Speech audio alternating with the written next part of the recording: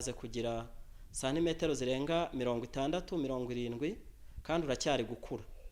Iyi miteja ni ndetse n'izi mboga zihinzemo ahangaha byadufashije mu buryo bukomeye cyane cyane muri ibi bihe. Nitwa Niyitegeka Pascal, nk'abantu umukristo mu itorero rya Pentecote mu Rwanda muri paruwasi ya Gasave ku mudugudu wa Ntora, ukoresha ururimi rw'icyongereza.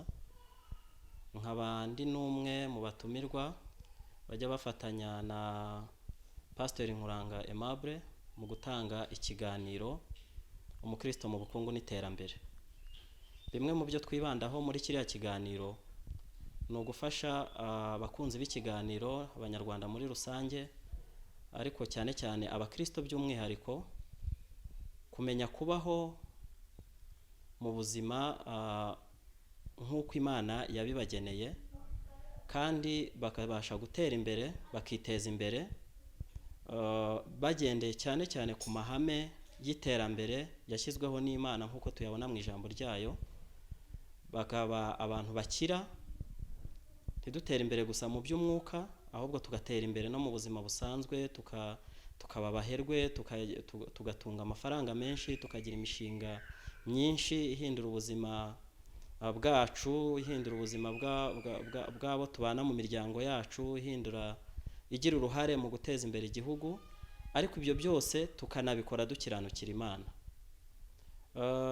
Ngira ngo abakunda gukurikira ibiganiro dutanga, ibyinshi biri n'ahangaha kuri uru rubuga Ubukire Nyabwo TV, kuri urubuga rwa YouTube Ubukire Nyabwo TV, mubona yuko tugenda tugaruka cyane ku kintu kijyanye no kubaho mu bushobozi bwacu, kubaho tutashaka kwireshyeshya, kubaho tudashaka kubaho ibirenze ubushobozi bwacu, ahubwo tukitoza kubaho nk'uko ubushobozi bwacu bungana, tukirinda gusesagura, tukamenya gutandukanya ibyo dukeneye n'ibyo twifuza, tukarushaho gutekereza cyane kuri ejo hazaza, haba hacu, aho imiryango yacu, aho abana tubyara, ndetse n'ejo hazaza h'igihugu, kurusha kubaho iby'uyu munsi gusa. Irindi hame tujya tugarukaho cyane ni ihame rikomeye cyane ryo kubyaza umusaruro, kumenya kubyaza umusaruro ibyo dufite, byaba bike cyangwa byinshi, umuntu akabaho abibyaza umusaruro. Urugero, mwabonye nka buriya busitani bw'imboga twari turi gusura, narindi kubereka, ndi kubereka ko ushobora kubyaza umusaruro ubutaka buto cyane. Murabona yuko ziriya mboga nubwo ari nyinshi kuriya, ariko ziri ku butaka butari bunini, butaka nk'uko mwabubonye unateyemo indabo, hatajyamo indabo nyinshi, ariko ni imboga twateye zibasha kudufasha. Tumaze nk'amezi agera kuri 3 rwose tutagura imboga zisa n'izo dufite. Kandi ibyo bivuze iki? Bivuze ko ari imibereho mu buryo bw'imirire birushaho kugenda kuba byiza ku bana no kubagize umuryango, ariko cyane n'amafaranga umuryango wagombye gusohora ujya kugura izo mboga, nayo akaba ari amafaranga dushobora gutekereza ikindi dushobora kuyakoresha. Mu minsi iri imbere muzabona ko ni gahunda dufite yo gukomeza kwaguka mu bitekerezo no gukora ubundi buryo bugezweho, ku buryo ahantu hato nk'ahariya rwose umuntu ashobora no gusagurira n'isoko, akaba ashobora no kwinjiza andi mafaranga yunganira ay'umuryango mu buryo bwo kwiteza imbere. Nuko ibyo twasuye ari ibijyanye n'ubuhinzi, ariko no mu bworozi buriya ushobora gufata akantu gato cyane nk'uko nigeze mbikomozaho, ukaba ushobora kororeramo inkwavu. Biroroshye, ushobora kugira nka etageri nkeya wororeramo nk'inkwavu nk'10. Burya hari amatungo magufi yororoka vuba cyane kandi yunguka cyane. Urugero nk'urukwavu rushobora kubyara buri kwezi. Iyo rubyaye rushobora kubyara abana barenga 5, 6, 7, 8. Urukwavu rukuze rugura hejuru y'ibihumbi 4 nk'uko mubizi ku isoko.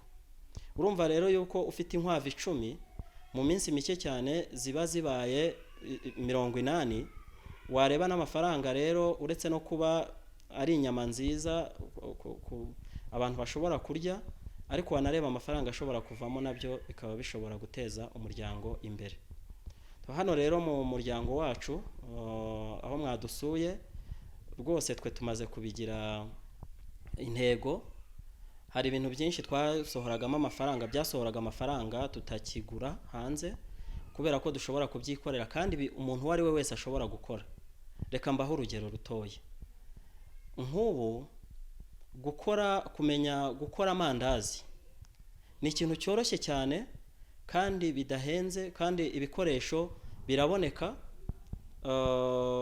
Na amavuta, ni ifarini, na gasukari, ni umunyu, n'ibindi na amagi, n'ikindi na amata, n'ikindi washaka gushyiramo bitewe n'ubwoko bw'irindazi ushaka gukora. Ni kimwe n'imigati.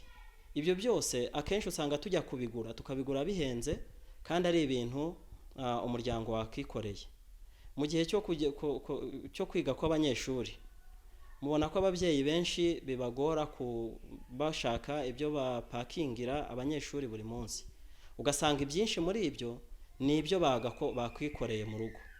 Urugero gukora capati, cyangwa se ugakora crepe, cyangwa ugakora biscuit. Buriya gukora biscuit nabyo ni ibintu byoroshye cyane.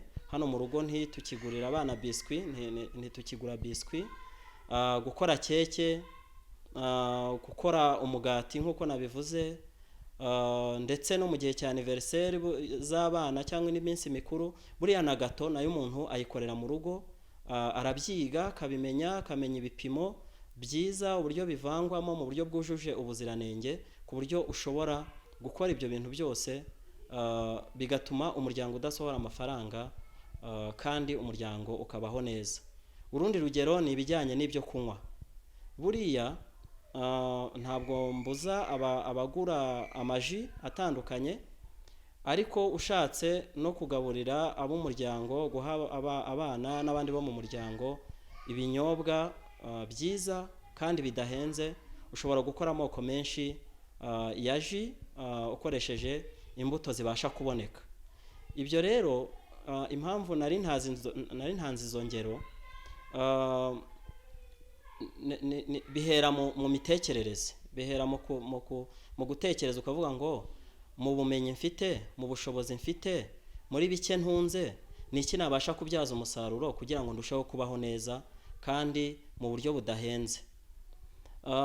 Irindi hame rijyanye n'ibyo twagiye tugarukaho muri kiriya kiganiro navuze, umukristo mu bukungu n'iterambere, gica kuri Life Radio 96 FM, ni ihame ryo kubaho mu bushobozi bw'umuntu.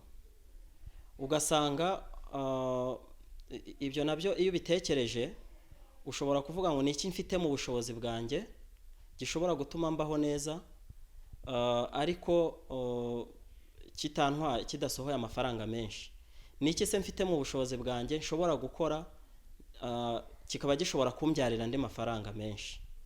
Aha rero ni inama ntekereza ko twagira umuntu wese udukurikiye, utangire uyu munsi wibaze ngo ni gute nabyaza ubushobozi ibyo ntunze, ni gute nabyaza ubushobozi ibyo mfite, ni gute nakoresha amafaranga makeya ariko umuryango ukabaho neza, ni gute se nshobora buriya mu gihe cyo gukora ingengo y'imari y'urugo, iyo umaze kubona ibisohora amafaranga ari byinshi kurusha ibiyinjiza, wibaza ibibazo bibiri. Uribaza ngo ni iki nakora kugira ngo nongere aho amafaranga aturuka.